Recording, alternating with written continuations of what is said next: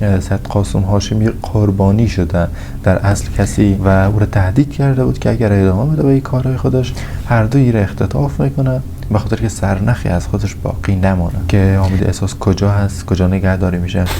درود بیننده های عزیز، خوش آمدید به یک ویدیو دیگر از کانال یوتیوب ما. در ویدیو ما در مورد قضیه ناپدید شدن سید قاسم هاشمی و همچنین حامد احساس میپردازیم. بعضی از شواهد آمداری که جدید در رابطه با قضیه به دست ما رسید. خبر خوشی است که این دوتا زنده هستن، اما خبر بد هم وجود داره که در ادامه بیشتر در مورد این قضیه میپردازیم و با هم بررسی میکنیم که چی اتفاقی افتاده، چرا یا اختطاف شدن، کی اختطاف کرده و دلیل اختطافشون چی بوده و طرفی که یار اختطاف کرده چی از جان حامد احساس و سید قاسم هاشمی میخواد و همچنین از طرف دیگه سید قاسم هاشمی قربانی شده.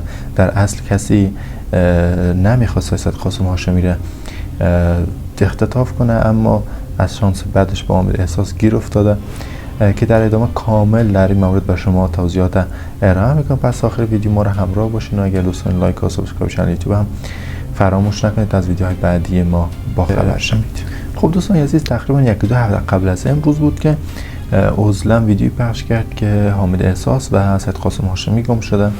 هرچند مردم توجهی نکردن چون سر موضوع مریم مبین خیلی بدبین شده بودن و قضیه چوپان دروغگو شده بود، چون اول مردم قضیه مبین مریم باور کردن و بعد متوجه شدن که نه، این واقعیت نداره و دروغ است.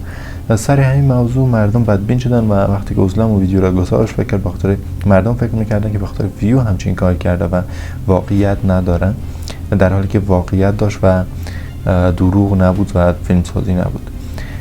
و این خبر به دست رسانه‌های معتبر مثل افغانستان اینترنشنال، تر نیوز و بقیه رسانه‌ها افتاد و ایام خبر کار کردن در مورد ناپدید شدن یا و این قضیه در یکی دو تا گم شده هیچ شکی وجود نداره. اما یارو کی دزدیده، کجا رفتن، چی شده و چی بلای سری افتاده. قبل از اینکه بعضی از شواهد و مدارک به دست ما برسه قضیه گنگ بود. همه فکر می‌کردن که خب شاید ممکن است که یارو دزد برده باشه، ممکن است اختطاف شده باشه، حتی ممکن است یک دو یارو برده باشه و به قتل رسونده باشه.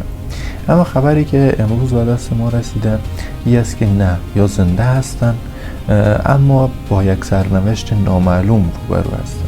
حامد احساس قبل از اینکه اختطاف شه و ناپدید شود چند روز قبلش هم یک ویدیو نشر کرده بود. این ویدیو بعضی افشاگری‌های کرده بود و گفته بود که شخصی است که ما را اذیت میکنه، آزار میده و خود او شخص خارج از پاکستان است، اما در اینجا نفر داره که اینجا بر ما مشکل جور میکنه و او را تهدید کرده بود که اگر ادامه بده به این کارهای خودش این هم یک کارهایی میکنه که او را در هر کشوری که هست از زندگی بیزار کنه و برش مشکل جور کنه. همچین گپایی هست هماسای کارش به خاطر چون او برسه که یک در از او جدا شوه و کسی که این کار میکنه او خودش هم که در دور شیشتگی است که او هم براتان میگم که کی است و در دور یعنی در کدام کشور است شروع کار میکنه. اما که فکر نمیکنه که میخوام مشکل به ما خلق کرده رسیده که ما هستیم که چوب شیشتیم، چوب میشینیم، تو انجام میدی اخطا میدیم ما چوب میشینیم، فقط چی میکنیم جای بدل میکنیم، خود نقصان میکنیم، خود ضرر میداریم، خود ما جگرخونی میکنیم. یک هفته ما و خانومم دریای سرک خانه مریمشان برو، خانه میوندشان برو، در اینجا میرفتیم، خانه خود آمدن نمیدونستیم. کلش این کارا رو که تو میکردی که به نظر بسیار کار خوب میکنی ایره برای دیره بدان که جوابش میگی. اگر ما از صبر حوصله ما تو زیاد سوء استفاده کرده رسی، اگر یک بار ما دان باز کردیم، ما شیشتیم، ما با ثبوت گفتیم نه دونمو کشوری که هستی اونمو جایی که هستی ایره بدان که برای بسیار جنجال کنان خلق میشه، بسیار جنجال کنان. دوستای عزیز، قسمی که دیدین حامد احساس در ویدیو از این قضیه پرده برمی‌داره که یکی برش مشکل جور میکنه. اما این کی است؟ چه شخصی است؟ حامد احساس قبل از اینکه به پاکستان بره در افغانستان سینماگر بود و در پاکستان هم بخش سینما را ادامه داده، اما بعد از اینکه افغانستان سقوط کرد خب رفت پاکستان و یک مقدار آشناییت مردم باش کمتر شد. اما در زمانی که در افغانستان سینما کار میکرد این یک دشمن شخصی پیدا میکنه از همکارای خودش و این شخصی که دشمنی است این به خارج از کشور میره، ولی یک تعداد کارهایی که یک تعداد اتفاقایی که بین این دو تا افتاده کینه او به دل او شخصی که رفته میمونه و همیشه در تلاش این بوده که حامد احساس یک جایی بر ضربه بزنه و اذیتش کنه.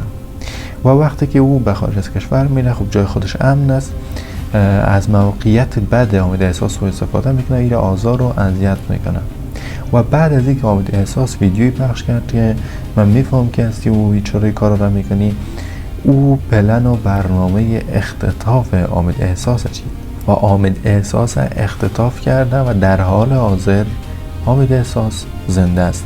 اما سید قاسم هاشمی چون در یک موتر با هم دیگر بودن، او هم اختطاف شده، در حالی که قصد این شخصی که اختطاف کرده این نبوده که سید قاسم هاشمی را اختطاف کنه. سر همون دشمنی که در گذشته داشتن میخواست حامد احساس اختطاف کنه.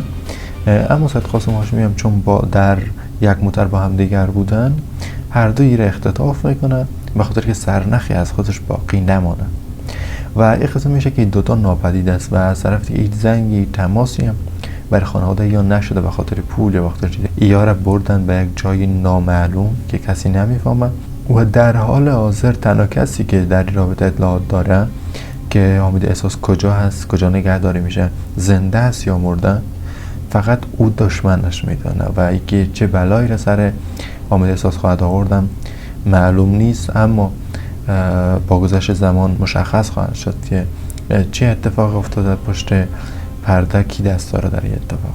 خود دوستان عزیز، شما در رابطه با این موضوع چی نظر دارید؟ نظر خودت در بخش کامنت ها برای ما بنویسید. سپاسگزارم برای شما. تا ویدیو دیگر، خدا نگهدار.